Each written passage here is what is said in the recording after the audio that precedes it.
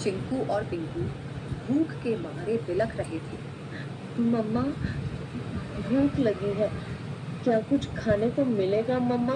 पेट में कुछ नहीं है मम्मा, कुछ ला दो ना। चिकी की आंखें भर आई। हे भगवान, मैं क्या करूं? कैसे बताऊं कि बारिश शुरू हो गई है, लेकिन मेरे बच्चों का रोना मुझसे देखा नहीं जाता।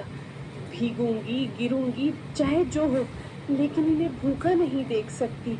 रुको मेरे लाल, मम्मा कुछ ले आएगी, चाहे जान ही क्यों ना चली जाए। परंतु एक बात याद रखना, जब तक मैं नहीं आऊं, घोंसले में से बाहर भी मत देखना। हाँ, बाहर भी मत निकलना, समझ गए ना? चिड़िया खाना लेने के लिए चली जाती है। अब इन दो बच्चों की माँ घर पर नहीं थी और बच्चे घोंसले में अकेले थे। उनके लिए यह पहली बारिश थी जो उन्हें किसी अजूबे से कम नहीं लग रही थी।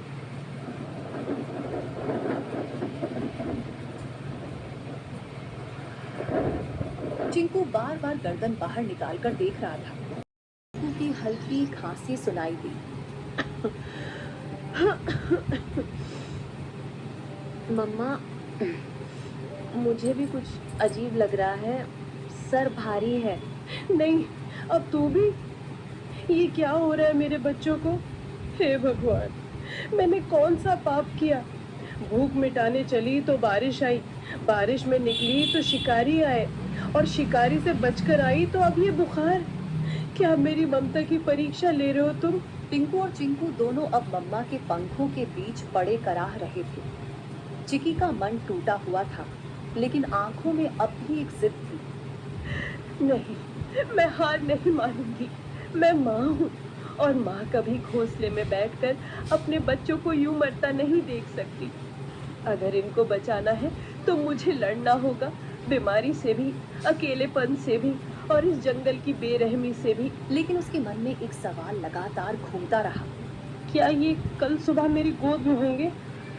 आम डाल नहीं थी। ये वो जगह थी जहाँ आकाश और आत्मा एक हो जाते हैं, जहाँ हर पत्ता, हर हवा, हर किरण साक्षात ब्रह्मांड की भाषा बोलती है।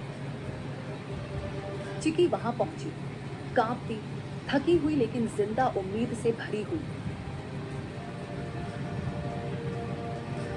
उसने आंखें बंद की और गहराई से सांस ली। हे ब्रह्मांड, मैं तुझसे मांगने नहीं आई, मैं तेरे आगे झोली नहीं फैला रही, मैं तुझसे लड़ने आई हूँ, अपने बच्चों के लिए। उसकी आवाज जंगल में गूंज उठी। मैं एक चिड़िया हूँ, हाँ, मामूली, पर मेरी ममता मामूली नहीं। तूने मुझे पंख दिए हैं, लेकिन आज मैं उनसे आसमान नहीं, तुझसे जवाब मांग रही हूँ। क्यों मेरे बच्चों को तूने इस बुखार की आग में झोंका? तू ही बता।